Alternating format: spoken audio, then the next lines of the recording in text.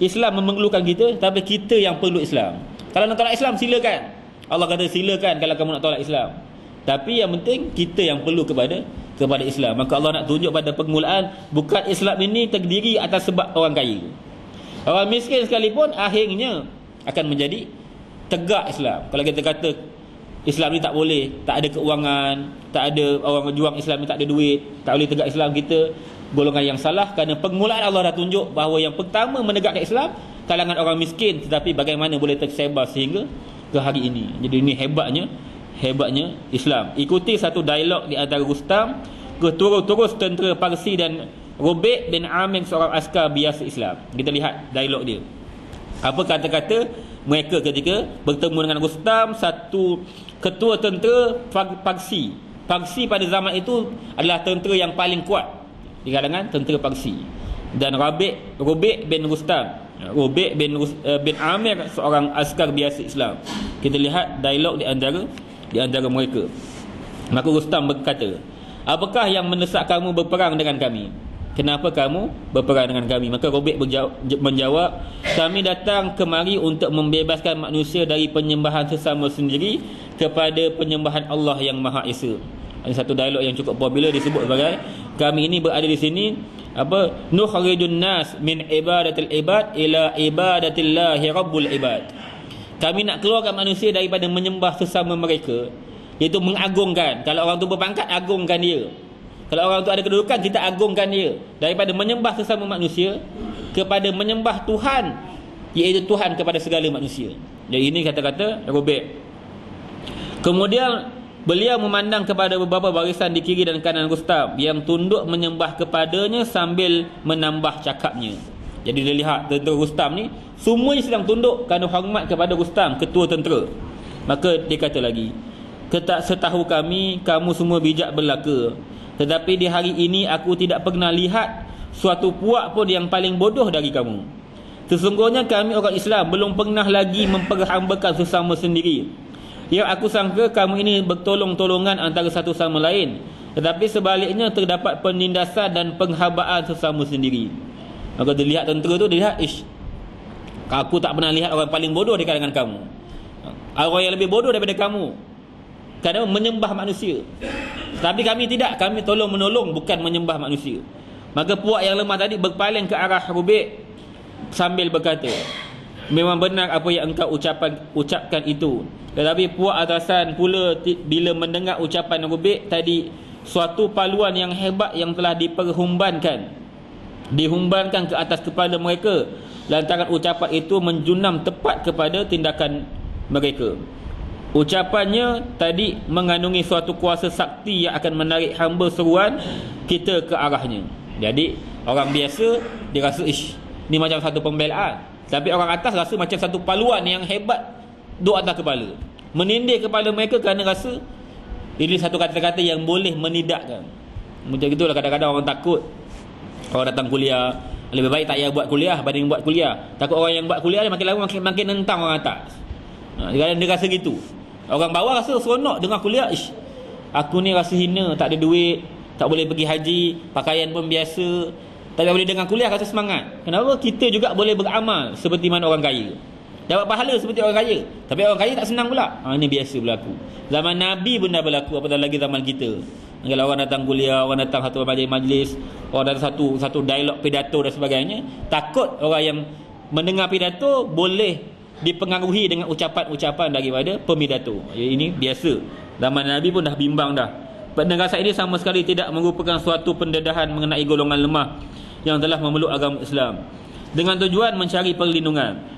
Ini adalah suatu pentafsiran yang salah, kerana mutu keimanan pembesar Quraisy dan golongan yang lemah adalah sama, sebab kesemua mereka ini beriman kepada Muhammad dan segala apa yang dibawanya dengan sepenuh hati.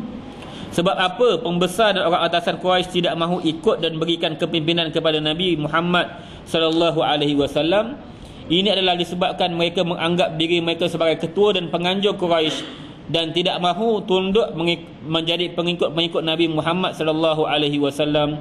Sebagai bukti yang nyata sekali keangkuhan bapa saudara baginda sendiri Abu Talib untuk beriman kepada risalah Nabi Muhammad sallallahu alaihi wasallam. Sedangkan fakir miskin yang lemah tidak ada suatu apa pun yang menghalang mereka daripada beriman, malahan mereka terasa suatu kemegahan pula kerana dapat membebaskan diri daripada kekuasaan manusia. Perasaan yang seumpama ini merupakan pati keimanan kepada Allah Subhanahu wa taala yang sering menambah dan memberi suatu tenaga keimanan yang baru di samping memberi kelazatan dan kesegaran. Maksudnya puak pembesar Quraisy tidak mahu kalau tidak mahu tunduk kepada baginda Nabi SAW.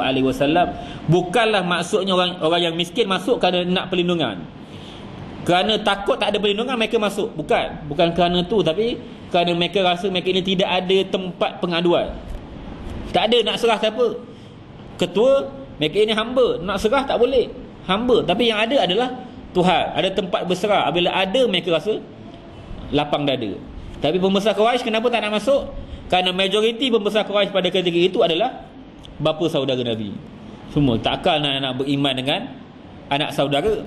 Kita lihat zaman sekarang pun mudah. Kita buat ideologi zaman sekarang pun mudah. Berapa ramai bapak-bapak saudara ataupun sesiapa yang lebih atas daripada seseorang ulama, dia boleh datang kuliah anak saudara dia. Besar. Anak saudara aku, budak ni dulu hingos aku yang kesat hingos dia dulu. Budak ni jangan nak tipulah, cakap pun macam tak betul. Aku yang tolong dia dulu.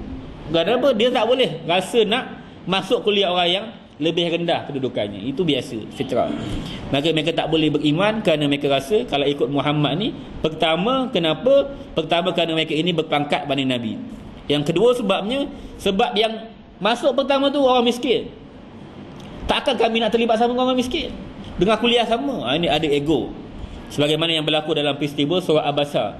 Kita lihat surah Abasa ayat pertama hingga ayat yang ke-16. Sebab turun surah Abasa ayat pertama hingga 16, sebab seorang lelaki buta bernama Abdullah bin Maktum.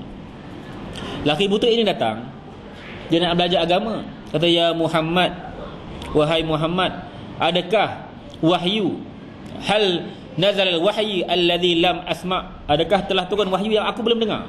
Abdullah bin Maktum ni sangat suka kalau ada wahyu baru, dia datang jumpa Nabi nak tahu. Dia tak tahu Rasulullah bersama-sama dengan pembesar Quraisy, di antaranya Abu Jahal, Abu Lahab, dan di antara ramai-ramai dekat antara orang-orang ini, di antaranya Ubay Ibn Khalaf juga ada di situ. Jadi ketika mana ada situ, maka dia tak tahu kerana dia buta. Maka bila datang Abdullah bin Maktum, Rasulullah sedang bersama dengan pembesar-pembesar Quraisy ini, lebih kurang 5 orang pembesar ni. Maka bila lihat Abdullah bin Maktum, maka mereka kata, adakah kamu ingin hal tad'una, adakah kamu nak seru aku lil Islam, untuk Islam, wa qaumuk, dan golongan kamu misluhu, seperti mana dia. Kami nak suruh kami masuk Islam, sedangkan pengikut kamu seperti mana Abdullah bin Maktum. Rasulullah ketika itu tersentak dan sehingga bermasam muka. Kenapa datang orang ni? Rasulullah sedang nak dakwah, datang pula Abdullah bin Maktum, orang buta. Maka lihat orang buta tak jadi masuk Islam. Kenapa? Mereka rasa hina kalau masuk Islam bersama-sama orang yang golongan begini. Maka Allah tegur Nabi Muhammad SAW dengan surah ini. Allah kata, abasa wa tawalla, kamu bermasam muka dan berpaling, anja'ahul a'ma, ketika mana orang buta ini datang kepada kamu. Wa ma yudrika la'allahu yazakka, adakah mungkin dia ini ingin membersihkan dirinya. Wa ma yudrika la'allahu yazakka aw yazakkaru fatanfa'hu dzikra, ataupun dia ingin memperingati dirinya sehingga boleh memberi manfaat kepadanya. Sebab Allah turun pada ayat seterusnya, Allah kata, kamu tidak tahu amma man istaghna fa antalahu tasadda, sedangkan mereka yang kaya dia berpaling dari kamu wahai Muhammad. Maka Allah kata, jangan kejar orang kaya. Tak, kamu dahulukan orang miskin yang nak belajar agama banding orang kaya yang confirm tolak agama. Kita kena dahulukan begini. Kadang-kadang kita buat satu majlis, kita harap orang kaya datang untuk menyumbang tabung. Tak apa, biar orang miskin datang pun tak apa, biar dia datang. Kita nak utamakan orang yang nak datang, jangan utamakan orang yang tak nak datang. Ada orang dia harap orang besar datang supaya boleh rasmi, boleh bagi peruntukan. Tak nak datang pun tak apa, kita dahulukan siapa yang nak datang mendengar agama Allah Subhanahu Wa Taala. Ini biasa berlaku sebanyak zaman Nabi, dah berlaku perkara begini.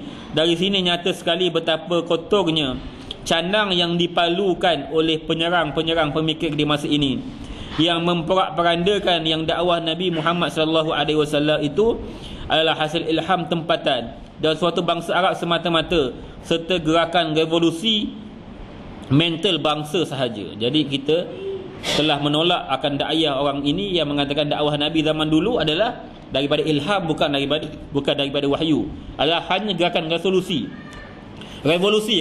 ni dia sekejap je, dia bukan lama. Macam kita revolusi Mesir dulu, ketika mana nak jatuhkan Husni Mubarak pada tahun 2 tahun lepas. Jadi ketika mana nak jatuhkan revolusi. Sekarang ada tak ada. Revolusi ni sementara, dia bukan lama. Rasulullah bukan revolusi, tapi membawa wahyu baru dan dia kekal sehingga sekarang. Dia bukan bawa revolusi baru. Kalaulah seperti mana yang didakwah oleh musuh-musuh Islam itu tadi, maka mengapa pula dakwahnya mendapat sambutan yang hangat bukan sahaja daripada bangsa Arab, malah Suhaib Ar-Rumi adalah bangsa Rom, Salman Al-Farisi keturunan Farsi, dan Bilal bin Rawah dari Habasyah. Maksudnya Rasulullah bukan mendaulatkan bangsa. Jadi bukan memperjuangkan bangsa Arab. Di antara buktinya, pertama Suhaib Ar-Rumi, seorang lelaki.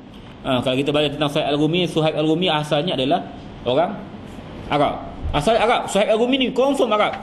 Tapi dia dari kecil, ketika mana ibu bapanya meninggal, dia diambil oleh bangsa Rom untuk dijadikan hamba, berpindah randa.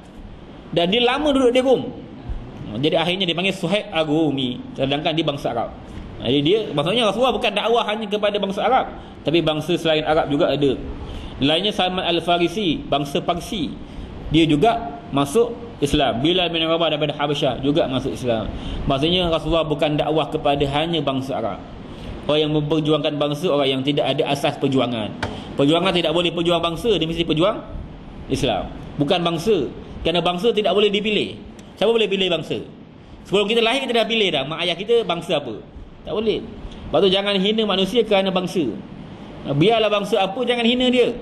Kita hina dia kerana dosa dia, kerana dia tidak beriman dengan Allah, tapi bukan kerana bangsa. Kerana bangsa ni tidak boleh dipilih. Ada yang lain tak boleh kita bangga dengan rupa paras. Rupa paras kita boleh pilih ke? Rupa paras kita macam mana?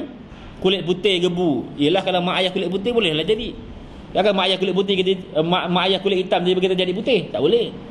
Jadi tak boleh bangga dengan batang tubuh. Kerana apa? Batang tubuh kita adalah anugerah Allah yang tidak ada hak untuk pilih. Yang kita boleh bangga dengan ilmu yang kita ada. Sebab apa? Ilmu ada pilihan. Nak dapat ilmu, belajar. Tak nak dapat ilmu, lari daripada ilmu. Jadi kalau pilihan ini, kita boleh rasa syukur kepada Allah kerana ini kita diberikan kelebihan oleh Allah Subhanahu Wa Taala. Maksudnya Rasulullah bukan berjuang atas nama bangsa, tetapi kerana untuk semua manusia sejagat. Kita akan bertemu di masa muka dengan suatu kajian mengenai suasana dan bi'ah bangsa yang telah memaksa Nabi Muhammad SAW hijrah keluar dari tempat tumpah darahnya dan menganjurkan pengikut-pengikutnya berpuak-puak melarikan diri. Antara keluar berhijrah di ke Habsyah kerana bangsa Arab di kala itu bencikan dakwah dan seruan Nabi Muhammad SAW yang oleh musuh Islam dicemuh sebagai hasil ilham tempatan itu. Maksudnya kita akan baca nanti tentang bagaimana Rasulullah dihalau sehingga ramai di kalangan sahabat pergi ke Habsyah. Maksudnya kalau pejuang bangsa, kenapa bangsa Arab tak sokong? Kenapa yang bukan menyokong kena keluar ke Habsyah? Kenapa keluar Habsyah? Habsyah siapa ada sana?